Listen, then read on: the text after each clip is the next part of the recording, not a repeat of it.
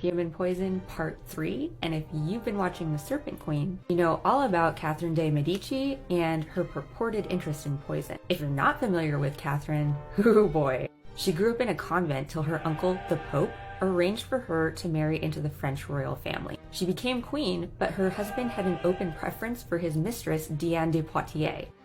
And Catherine was friends with Nostradamus and super into the occult. So how does this tie back to Perfume and Poison? Well, at the time, the French were very distrustful of Italian and stereotyped them as being into poison and sorcery. As a foreigner at court with ties to the Roman Catholic Church, her uncle was the Pope, at a time of profound religious upheavals, meant that she had a lot of enemies at court. When Catherine arrived at court, she brought along her personal perfumer, René Le Florentine. She introduced something to the French court that I've talked about in my Tudor videos, as well as my video on King George III, and that was sweet gloves. Sweet gloves was the term for perfumed gloves. They were popular in Italy, but unheard of in France at this time.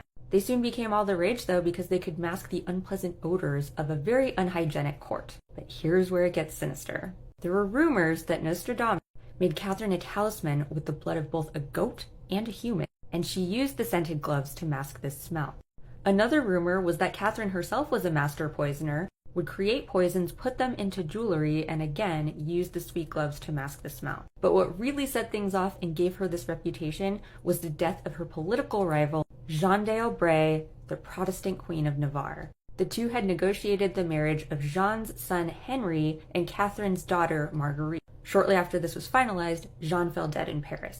Catherine is said to have sent Jeanne a pair of her famous sweet gloves, but this time laced with poison. Now, is this true?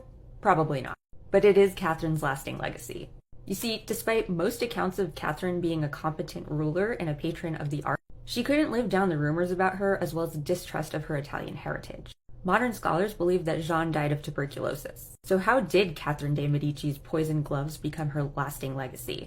Well, Alexandre Dumas, the same guy who wrote The Three Musketeers, wrote a book in 1845 called La Reine Margot. It's a historical fiction about her daughter Marguerite, dramatizes the events with Catherine as a serial poisoner, just offing her enemies left and right. Other than her sweet gloves, she was also really into perfume. And even though it's been almost 500 years, you can still get her perfume. It's called Acqua della Regina by the very same perfume house, Santa Maria Novella, and Catherine had it commissioned for her wedding.